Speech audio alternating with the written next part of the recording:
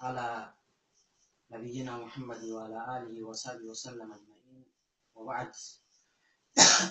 يقول الله عز وجل في محكم تنزيله: خاطب النبي الكريم صلى الله عليه وعلى آله وصحبه أجمعين، وبعد.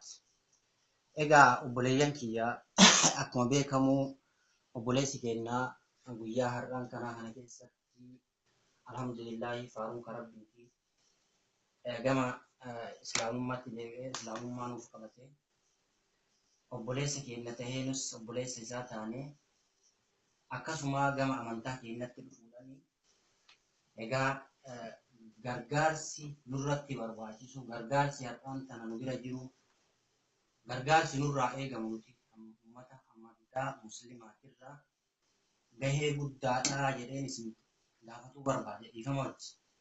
Kanaaf akkasuma san obboleessi keenya kun tokkoffaan saba keenya ta'uudhaan lammaffaan ammoo amantaa keenya amantaa muslimaa amantaa bareedduu tan nu qabatuudhaan alhamdulillahi faaruun karabbiifi isiniin jedha. Inni itti aansuudhaan ammoo akkasuma san gaheen isaa as keessatti maal tahuu qaba, barumsi isaa akkam tahuu qaba, amantaa kanarraa amannee dhiisamoo amantaa kana keessatti barumsa kana akkam tahaa waan jedhu isa san inni yoo rabbi fedhe inshaa Allah nu kulliin kenna hawaasni islaamaa hawaasni muslimaa guutuun bakka jirtanitti gargaarsa nama kanaa tokkummaadhaan gargaartanii amantaa kanarratti jabeessitanii akka rabbii keessan biratti illee galata guddaa wayii argattan dhaamsa guddoo gammachuu wajji guyyaa har'aa kana keessatti inshaa Allah isin bira kajeella. Inni kuni akkasuma san amantaa isaatitti amantaa isaa keessatti har'aan tana amanuudhaaf baay'ee gammannee jirre baay'ee itti gammanne. Isinis na waliin gammadaa jechuun barbaadetti. Namni kuni akkuma beekamu maqaan isaa yeroo duratti Alamaayyoo jechuudhaan beekama. Alamaayyoo eenyuti? Alamaayyoo Baqqalaa ture. Har'aan tan ammoo Bilaal maqaan isaa Bilaalin baafneefi jirra. Bilaal Baqqalaa Tulluu kanaan beekama.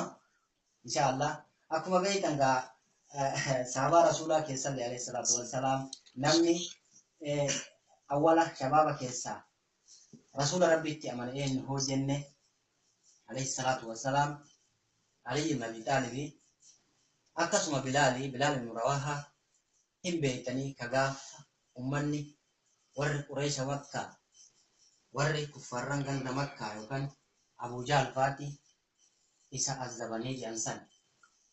Kanaaf maqaan kunis maqaa isa bareedaadha. Kanaaf inshaa Allah kana isinidhaama.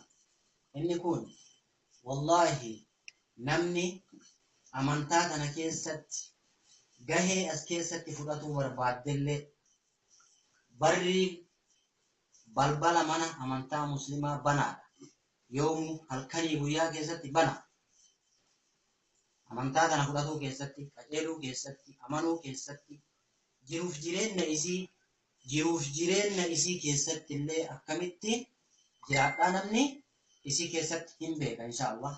Kanaaf nama kanamee umrii isaa islaamummaa irratti rabbi nu haa tiisu, umrii isaa islaamummaa irratti rabbi nu haa dheeressu, akkasuma san ammoo islaamummaa irra rabbi nu haa tursiisu, obboleeyyan isaa haawwata yookaan abboota isaatii fi warra biyya jirullee nama amantaa kanatti dhufu rabbi nuuf haa taasisu. Isallee amantaa kana keessa rabbi nu haa jiraachisu.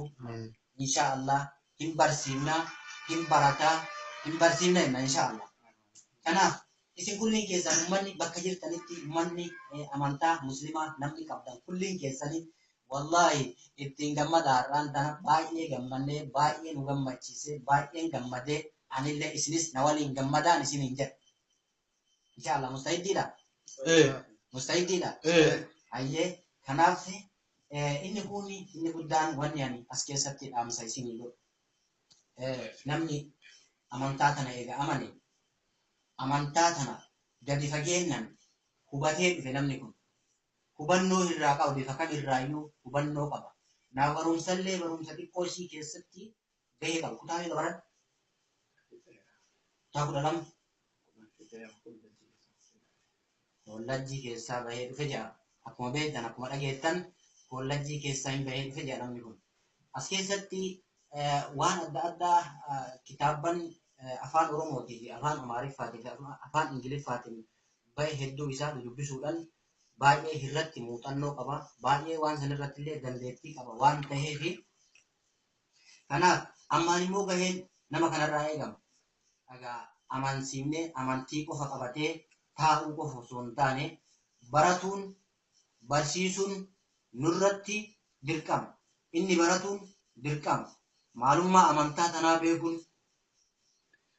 nuti immoo isa gargaaruu keessatti gaheen kenna wanni gargaarsa kanarratti bakka kana gahee ta'uu qabdan dhaabatuu qabdan bira dhaabatuu qabdanii akkuma beektan amantiillee fudhatee amantiillee shahaadaa qabsiifnee jirra waan ta'eef inshaallah isin kulliin keessan amaanaan isiniin jedhu amaanaan isinitti dhaamadhu nama biraallee kan dhufu nama biraallee kan nuuf dhufu as keessatti maalin bira dhaabatuu qabna waan jennu barumsa asirraa fudhannaa barumsa guddaa asirraa arganna jechaadha. Tokkoo nama kanaatiin tokkoo har'a obboleessa keenya cinaa isaa dhaabannee wal gargaaruu fi bira dhaabatuudhaan ta'e kanaan inshaallah kanaaf asumarra isinirraa gabaabsa'anii mee awwalatti rabbi hin danda'a nama kana amantaa keessa rabbi nu haa teessisu. Rabbi amantaarra nu haa bulu. Amantaa keessatti rabbi nu haa tursiisu. Nama akka isaa hedduu isaa rabbi nu haa baasu. Hedduu shababban akka isaa kana hedduu ijoollee babbareedduu akka isaa kana rabbiin nama akka isaa nu haa baasu. Nama akka isaa hedduu isaa rabbi nu haa fidu. Rabbi nu haa fidu. Kanaafi wabillahi tawfiqi. Assalaamu alaikum warahmatullahi wabarakatuh.